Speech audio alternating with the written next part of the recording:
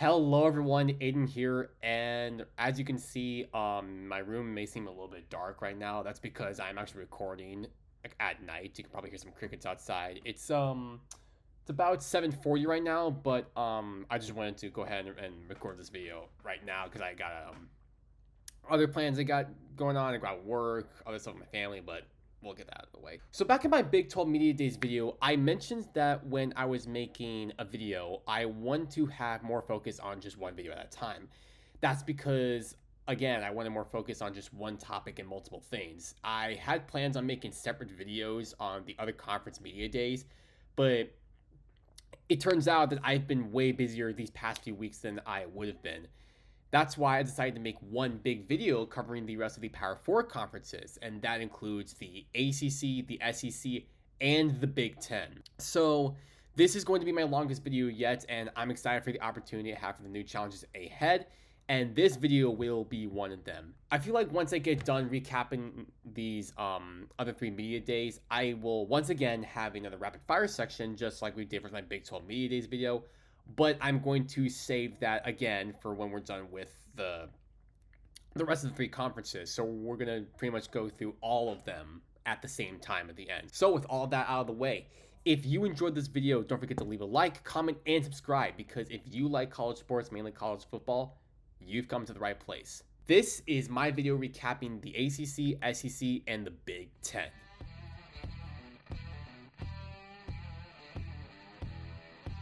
So for the pacing of this video, we're going to start off with the ACC, the Atlantic Coast Conference, since that was the conference that had their media days right after the Big 12. Like the other conference media days, it started with ACC Commissioner Jim Phillips, as with his opening monologue, like what Brett Yormark had with the Big 12. His general message was that this conference believes it remains nationally relevant given one of its teams played in the recent national championship, that being the Miami Hurricanes. But he also points out the unsettling nature the sport seems to be now. But the biggest topic he brought up was retooling the tiebreaker system from the ACC. This was made because there was a 3-way tie at the end between Miami, Virginia, and Duke at the end of the 2025 season, with UVA and Duke going to the ACC championship, and then Duke winning in overtime, and then that somehow ended up putting Miami into the playoffs. The news says that the tiebreakers like head-to-heads remain the same, but if there are teams with similar conference records, like 2 teams having a 7-2 record in conference play, they will use data from Sports Sorts Analytics to determine the more superior team between the 2. In fact, this was actually used by the selection committee for the college football playoffs when they decided the top 25, which makes sense because the rankings were already out by the time of the week of conference championship games happening. In my opinion, it also makes sense for them to use a system like this because those games play a huge role in deciding the final playoff bracket. But on the other hand, it would end up being much more confusing because of the whole different rabbit hole we'd be going down, as if we already have a 3-way tie in the end. And I don't want to get into that stuff because we would be here all day. So for the time being, I'm just going to see how this new concept works once we get closer to the actual games. Let's start off with what I think was the more interesting team at the media days, that being the Miami Hurricanes. I don't think there was any other team that had more attention to them in Charlotte than Miami, with a very different outlook and position they had in the previous years. After a massive playoff run, head coach Mario Cristobal is looking to finally get the Canes over the hump and winning a national title, which makes sense because given the recent history, they haven't won an ACC championship in the past 20 years. That last time was 2004, the year I was born. That is the one thing they need to focus on if they want to get to the promised land, and they're going to do that with new quarterback Darian Mensah coming over from Duke, who I think is going to be a massive game changer for Miami heading into 2026, even after what he did with the Blue Devils last year. Clemson is hoping to return to greatness this year after a disappointing 6-7 season last year, after many people thought that this team would end up going to the college football playoffs. Head coach Dabo Swinney is fully confident he can get his team back to where it was when it won their 2 national titles in 2017 and in 2019. Dabo has actually said that his new quarterback, Christopher Vizina, I think is how you say it, is looking to be the starter. But true freshman Taddy Reynolds had some surprising results during the offseason. Another detail is the defense looking to step up from last year, with defensive coordinator Tom Allen and the defense finally taking a step in 2026. That was one of the biggest things that made Clemson have a bad season. So hearing that this defense should be better is good to hear. Clemson opens their season on the road at LSU, so we will know from the jump what this team will look like against a high caliber SEC team. Virginia Tech was one of the biggest highlights of the event, with James Franklin coming into his first season in Blacksburg. Franklin said that he believes that his team won the offseason, which is a bold statement coming from someone who is just going into his first year in the program. If you ask me, I would say they were the only team that won the offseason. Since you're looking at over 100 other schools, I would say they would have a more exciting season with overall changes in the direction that Virginia Tech football should be. But as Franklin says, none of that will matter unless that does not translate to wins. Don't expect the Hokies to be a powerhouse after a 3-9 season, but starting new with a proven new head coach with high-level experience makes this one of the more interesting rebuilds this upcoming season. Lastly, in the ACC, I want to talk about Florida State. They are maybe one of the biggest questions heading into this season, with Auburn transfer quarterback Ashton Daniels taking over the reins. Head coach Mike Norvell even made a very out-of-nowhere hire by getting former Texas head coach Tom Herman. Norvell even said that he's not coaching for his job, but he absolutely is coaching his job. FSU has not even made a bowl game since 2024, and some fans at this point don't even care about whether they'll be good or bad this season. So whatever happens to the Noles this season will be one of the biggest storylines in the ACC. And frankly, I wouldn't even be surprised if Mike Norvell is out of Tallahassee even before November. And I don't even feel bad for FSU fans, but on the bright side, early in the season, you do have home games against SMU and Virginia, who were in that ACC championship mix last year. So at least you get somewhat of an easy start, but we'll see. Now that I've covered the big stories in the ACC, it's time to move on to the SEC. And I know I probably should have covered more for the ACC, but we'll come back to that with my rapid fire section. But if you have not checked out my Big 12 video, I said that I didn't want to go into every single team because I'd be really dipping my toes into every single team in this conference and what to expect for them this upcoming season. And this is no bias to the SEC whatsoever. But there is a lot to cover for this conference during media days that it is so crazy. SEC Commissioner Greg Sankey had his opening monologue that he loves the SEC so much that it keeps him up at night. Sankey goes on to wanting to maintain the winning culture in this conference as known for winning championships constantly because the SEC has not won a championship in the past 3 years. But I think the SEC has to win a national championship this year if they want to maintain their status quo to see which conference sort of just has like the bragging rights for winning it all this season, since the Big Ten has kind of had everyone's number these past 3 years. So this is a season that everyone will have their eyes on to see how the conference performs as a whole. Getting into the teams, let's start with my Mizzou Tigers, and we have some exciting news that running back Ahmad Hardy has just been medically cleared from his gunshot wound. If you didn't know about this, back in May, I think it was, he was at a concert in Mississippi with one of his friends, I think, and he was apparently shot on his leg, which kind of scared a lot of Mizzou fans, wondering whether he could play or not. But now we know that it's clear that he'll be more active, which is exciting. And head coach Eli Drinkwitz even said that Hardy will be ready to play within 5 to 8 weeks, which, looking at the schedule, that could be as early as week 1, which is very, very possible it could happen. Ahmad Hardy is arguably the best running back in the country, so Mizzou fans should definitely cross their fingers and hope that he can finally come back to the beginning of the season, or even week 2 when they go on the road against Kansas. Another small note is that new quarterback Austin Simmons has shown some great work during the offseason. In fact, running back Jamal Roberts at Media Days said that he's not afraid to throw the football. So I think this is where we can see the true talent of Austin Simmons after he was injured at Ole Miss. Next is Georgia, and the Dogs in the past couple seasons have lost in the quarterfinals and are hoping to win back championships at the highest level, especially after coming off of back-to-back SEC titles. Head coach Kirby Smart emphasizes how this team needs to be in its biggest moments instead of just knowing for those back-to-back conference finals, or in other words, uncommon.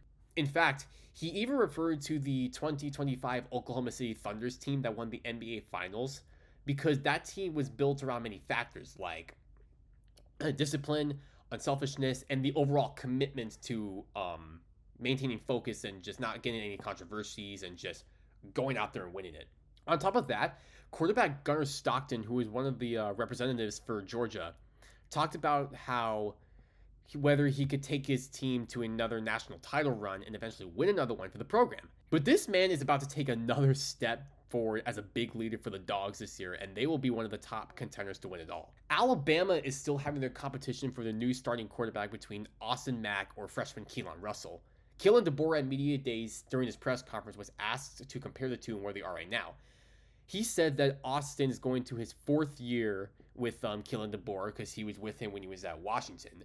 And he's only beginning to adjust himself to this new offensive system they've established. But what DeBoer is looking between the two to decide who the official starter is, at least according to him, is the belief and trust for the entire team and also the poise they have to run the ball with their legs, because Alabama was not really good at running the ball last year and they need to work on that a lot. I would say that Keelan Russell probably gets the start because he is coming in as a 5-star recruit, I think so, and there's a lot of hype surrounding him. And they have to make a decision before week 2 because they're going to be going on the road against Kentucky. Also, the Tide does play East Carolina week 1, so that seems like a great opportunity to compare the two one final time before they go to their first road SEC game. LSU is looking to be one of those teams that will make a big step forward this season, with Lane Kiffin making a surprising choice that I love. He deleted all of social media, which was from a bet that he made with his son, Knox Kiffin. I love this decision because some people know that he has, let's just say, kind of a popular personality on social media, like if you've seen him around Twitter. So I think going completely online is great for his lifestyle in general. It makes him have more focus on his team and makes the new school that he's representing proud as well. Lane Kiffin even said that he's looking forward to the opportunity working with LSU because that place is just built different. Well, he didn't really say that, but he just knows that place is just different from everything else in the country. Because when you combine the iconic culture that LSU offers, paired with Lane Kiffin's style of coaching, you just have probably the most awesome thing for the state of Louisiana and the people in Baton Rouge. This is a must-watch team earlier in the season, from their home opener against Clemson to Lane Kiffin's return in Oxford in week 3, and that game is looking to be the game of the year maybe this season. And please do yourself a favor and watch that game. You will not regret it. Next, I want to talk about the Florida Gators, and they have a new head coach in John Summerall coming over from Tulane after taking them to an American title and a college football playoff berth. I think John Summerall might have won SEC Media Days because of his personality that he brought over, and he seems like the perfect fit to take Florida to greatness again. I think they have the most underrated coaching staff this year, with bringing over Buster Faulkner from Georgia Tech and Brad White from Kentucky, and those two were pretty good at the previous jobs they were at last year. If Florida happens to be one of those surprise teams that makes a big splash this year, I am honestly not going to be surprised, because I would honestly love to see Florida be great again, because they are college football, period. Texas A&M is wanting to make an actual run to the CFP and win the SEC this time. They care so much that their head coach Mike Elko was asked how he keeps his players from being satisfied. And what was his answer? He showed them the trophy case and that it was empty. And the guys are all aware of that. That is one of the most base things I have heard, and it's hard not to look at this program in a different light. Looking back to last year, it was such a missed opportunity to lose to Miami in the playoffs, because had they won that game, that would have been so cool for all of the fans to go down to Arlington in the Cotton Bowl and face off against Ohio State, the reigning national champions. Texas A&M is hungry to win big again, so watch out for the Aggies this season. They're a tough team, and their schedule is a big gauntlet that, of course, caps off with Texas at home. Speaking of Texas, let's finish off the SEC with them. Steve Sarkisian talks about the hype surrounding the return of Arch Manning, saying that he has so much maturity in himself, and he expects him to be a very dangerous player. Sark also talks about the Ohio State game in week 2 by looking back on the previous games that got them into the playoffs, with 2023 beating Alabama on the road, and then doing the same thing a year later at Michigan in the Big House. Sark even thinks that this team will get their revenge this year, and I firmly believe he thinks that this is the year they get the revenge on the Buckeyes, and I think that this is a game that is going to decide so much this year, and everyone should be watching this game as well. The Longhorns are going to be one of the biggest contenders to win the national title, and knowing that they have arguably the toughest schedule in the country this year, they have a lot of expectations in winning an actual title in the end. Now that we finished with the SEC, let's finally talk about the Big Ten. And like the other conference media days, it begins with Commissioner Tony Petitti taking the mic. And right away, he goes into the Big Ten's dominance over the SEC. He also goes into the fact that while the SEC might be the more talented conference as a whole, the Big Ten has been more prepared overall. Other than the whole comparing bit, he goes into things like a 2014 playoff, which would sacrifice the conference title game. On top of that, Petitti pushes back the idea of a conference like the SEC breaking away from the NCAA. Though he did believe describing this word like a breakaway was a bit too much, and he claimed to look inside for conference-based rules, which I don't really get. Oh, and head coach Brett Bielema made a bold comment to the SEC saying that they feel like they're stuck in 2005, which, wow. Now, I do believe that all this in a vacuum is probably just some slander in the SEC because they have so much pride and passion for college football, yet they haven't won a national title in recent years. But I also think this creates a humongous feud between the two conferences, wanting to sort of have the bragging rights for the true dominance in this sport. And it creates a compelling rivalry between these two regions of the country, with the Big Ten obviously up north and the SEC down in the south. So much so that this kind of dates back to the Civil War, but that's a topic for another day, so let's just get into the teams. First, USC head coach Lincoln Riley spoke about his team this year, and he has full confidence in his team, thinking that they will finally make the playoffs.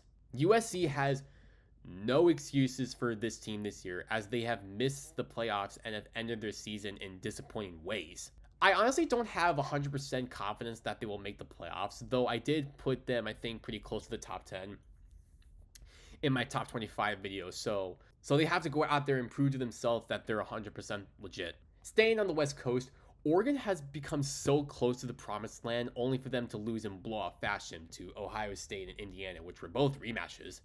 And the way that the Ducks have been knocked out of the playoffs has left a major sour taste in fans' mouths. In fact, head coach Dan Lanning even admits that they are so close and just need to play better. There's no question that Oregon is one of the front runners to win the national title. They just have to get over that final hump to make it. For Ohio State, we actually learned some pretty interesting background about wide receiver Jeremiah Smith. He said that Alabama was his dream school to play in, and this was obviously during when Nick Saban was still coaching there. Of course, he didn't get recruited by the team, so he will definitely need to show his full strength as one of the best players in the country. Head coach Ryan Day emphasized that their biggest weakness last year was the offensive line, so they brought in a new head coach in Arthur Smith, as hopefully trying to make another run back to the national title, because that is the Buckeyes' ceiling. Lastly, quarterback Julian Sain is going into his second year in Columbus, and he will get one more shot to make this team go all the way to the end. Penn State is entering a new era with Matt Campbell coming over from Iowa State, and he's brought along quarterback Rocco Becht from Iowa State, and with him, 40 transfers, 24 of which are from Iowa State. So bringing in his players is key to accelerate that transition to a new culture and new confidence. Campbell was even asked why he turned down so many NFL offers and said that the culture of Penn State is just unmatched. The Nittany Lions just live and breathe college football. I mean, have you seen the Penn State wideout? It kind of speaks for itself. And their schedule is pretty promising, so there's a timeline that they could be in the playoff bubble. Don't be surprised if Penn State gets back in the mix again. Next is Indiana, and Kurt Cignetti maybe had one of the craziest things he said regarding to the SEC, saying, and I quote, "We don't have a hype machine up here in the Midwest." Just like what I mentioned from what Brett Bielema said, this is great for the sport. this is now turning into a decade-long feud between these two conferences, and I think that it's, like, unironically, the biggest rivalry in college football, and this race is going to decide a lot between these two to win a national championship. And this is all coming from a guy who had just had one of, if not the biggest turnaround in college football, which is still crazy to think about. Anyways, the Hoosiers are certainly looking to be back in that national title race again, and they're doing that by bringing in quarterback Josh Hoover from TCU, along with a bunch of other pieces. And finally, Michigan. It's Kyle Whittingham's first year in Ann Arbor after a long tenure at Utah. He's looking to rebuild Michigan's staff with an elite roster after the dramatic offseason for Michigan. It's also year 2 for Bryce Underwood, the 5-star recruit, hoping to get the Wolverines back in the playoffs after missing the last 2 years. Michigan looks to be an early Big Ten title contender, so watch out for the maize and blue. And that is all of the major headlines for the ACC, SEC, and the Big Ten. If you made it this far in the video, thank you so much. It means a lot to me, really. So, with that out of the way, let's get to the rapid fire section. Starting with the ACC, SMU and Red Lashley are a hungry team in the conference, and they have their starting quarterback Kevin Jennings back as well. They're one of the top front runners to win the conference along with Miami. NC State might be one of the few teams slept on in the ACC. Quarterback CJ Bailey is a legit star, and he has put up great numbers for the Wolfpack. Don't be surprised if they somehow end up in Charlotte. Cal has hired Tosh Lapoy to get the Golden Bears back to greatness. He's going to do that with JKS Jerron Kiawe Sakapolotele, I think that's how you say his name, one of the young emerging quarterbacks in the country to make this team a spoiler maker in this conference. Virginia is coming off an 11-win season, and former Mizzou quarterback Bo Pribula is brought in to keep that competitive spirit for the Hoos. Also, I've seen a lot of gameplay on College Football 27, and Virginia somehow makes it to the playoffs. I don't know how they do that. That just somehow happens, but can they really do it? Moving on. Louisville has all the makings of a major ACC title contender, bringing quarterback Lincoln Keenholz from Ohio State. Jeff Braun is also a good coach, making the Cardinals win at least 8 games during his tenure, and he certainly wants to keep that momentum. Next is the SEC. Oklahoma believes this could be one of the biggest years in Sooner football history. John Mateer is back along with a bunch of returning players, and I can see them even making the SEC championship game. OU is an easy playoff team for such people. Ole Miss head coach Pete Golding is going into his first full year as the head coach in Oxford. Trinidad Chambliss and Kewan Lacey are returning to maintain the unity they had in their playoff run last year. Also, please watch that LSU game week 3. Is going to be absolute cinema. And now to the Big Ten. Washington and Jetfish are one of those middle-of-the-pack teams in the conference, with Fish going into his 3rd year in Seattle. In addition, quarterback Damon Williams is an absolute playmaker, and the Huskies will definitely play spoiler this year. Nebraska is looking to finally break the curse to get the Huskers back to where they once were, and it all stemmed from what Matt Rule said in media days. I'll just leave this quote right here. I mean, at this point, I could keep going on and on and on because there's so much to talk about. Like how Maryland has a pretty good quarterback in Malik Washington, who might be one of the best in the Big Ten.